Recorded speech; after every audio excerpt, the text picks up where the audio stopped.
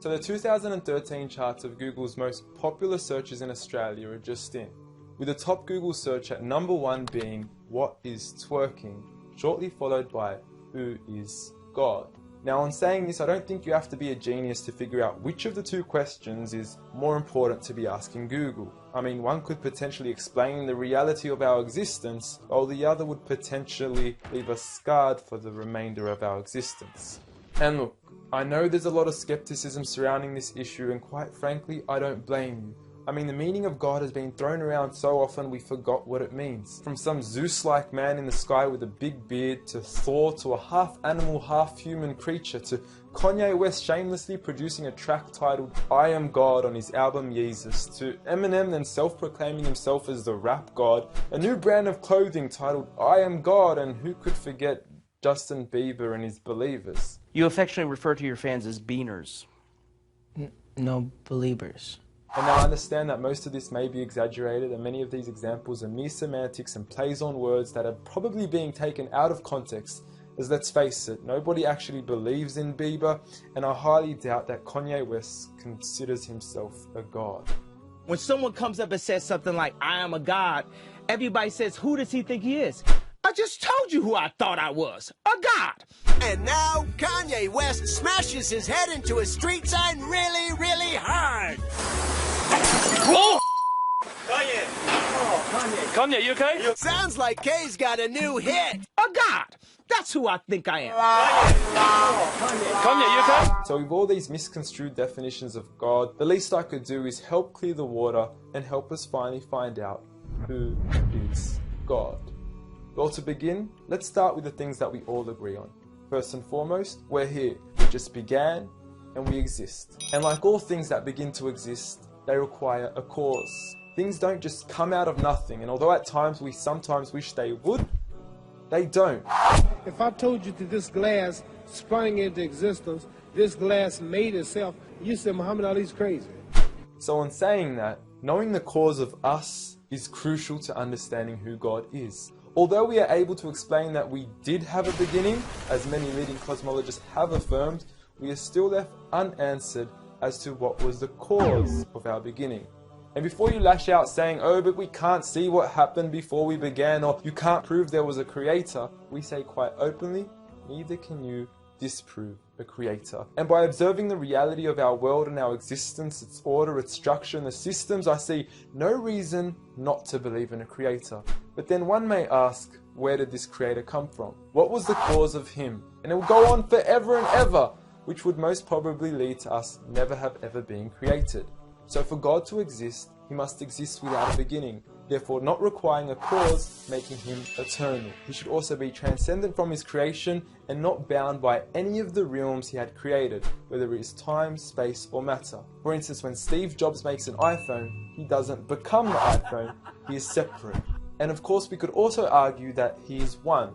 This makes the most sense, and it would also avoid any potential conflict between two disputing all-powerful gods with conflicting interests. But we still don't know which God is he. Are you Zeus? Are you Thor?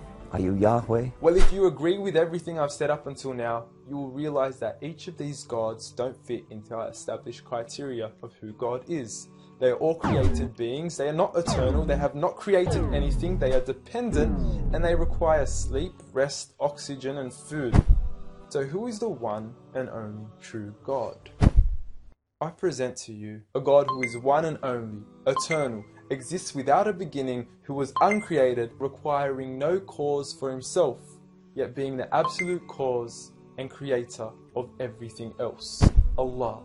A simple definition of God that is logical and rational. There is nothing like him, no man, no creature, nothing imaginable. He is the one who is perfect, although I don't like using the word perfect because our understanding of perfection would never encompass his true essence. He is in control of everything, whereby nothing can harm us unless he wills it. He is the all-knowing, the all-hearing, and unlike our friend Kanye, he is the all-seeing. Many of us would then argue that although these verses do provide a logical and sound concept of God, how do we know that these words are indeed the words of God? Well, first and foremost, the Quran isn't just any book. It was revealed over 1400 years ago as direct revelation from God to the final prophet Muhammad, peace be upon him, and was sent as the most eloquent piece of literature to before mankind. Revealed at a time where poetry was rife and to a population housing the best of poets, only to leave them speechless and at a loss for words. Now what is important to note is that the Quran doesn't fit in any of the known classes of poetry nor prose. Rather, it is a fusion of both that even to this day shake the hearts of Muslims and non-Muslims alike. It's almost trance-like. I mean, you can hear it's very euphonic. I mean, there's a lot of internal rhyme and end rhyme, and the rhythm is not predictable, and it's beautiful. Even to this day, the Quran remains incomparable and stuns humanity with its accurate references to science and history, from accurate descriptions of the human embryo to historically accurate references to the different rulers in the different Egyptian dynasties. And no matter how many times people will try to discredit the Quran on its authenticity, it remains standing. Will you please, at the very next science lesson, get some salt water, get some fresh water, and mix them and see what happens? The Quran says 2 seas, not 2 cups of water. And to those that doubt it is from God, the challenge is simple.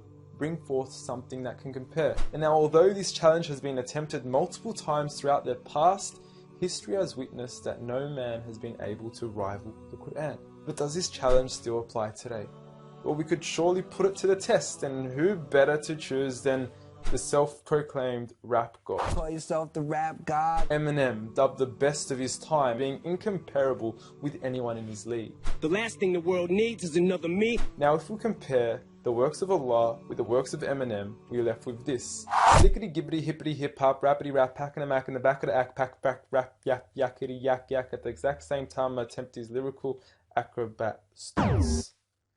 Look, content-wise, I don't know. However, we can't deny that lyrically he is impressive. He has rhythm, rhyme, style, alliteration, and assonance. A short video online even indicates that in one of his songs he almost made every second to third word rhyme. But how does he compare with the Quran's smallest chapter of 3 verses, Surah Al-Kawthar?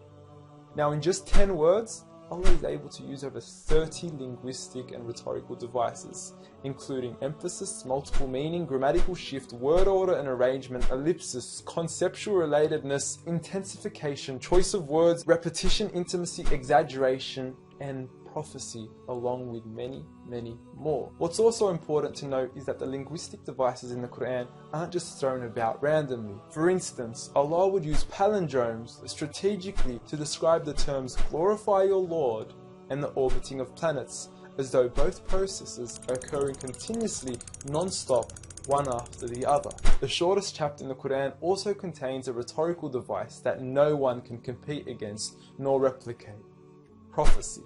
At the end of the first verse, Allah promises Muhammad, peace be upon him, that he would be given abundant good, at a time when he was at one of the lowest points of his life, with a small amount of followers and low social status. He had even just lost his son, and his enemies were taunting him with cut-off lineage and progeny, yet Allah was promising him abundant good at this time.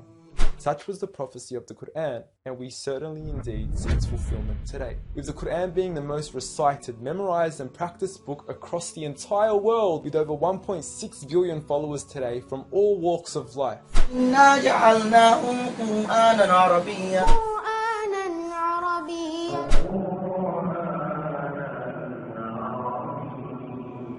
Now, I know many of you are probably thinking, okay, cool story bro, but what's the purpose of the Quran? Well, the importance is that it gives meaning to life. From our overall purpose of existence, to why we're here, and what happens once we die. God teaches us that each and every single one of us is being tested. We weren't created for mere play, we were created with a purpose, and that is to be obedient to God and His rules. Those who believe, there is reward, and those that don't and are arrogant, there is a punishment. And look, I apologize for trying to squeeze all this into one small video, but I've given you everything you need to know who God is and why we are here. So read.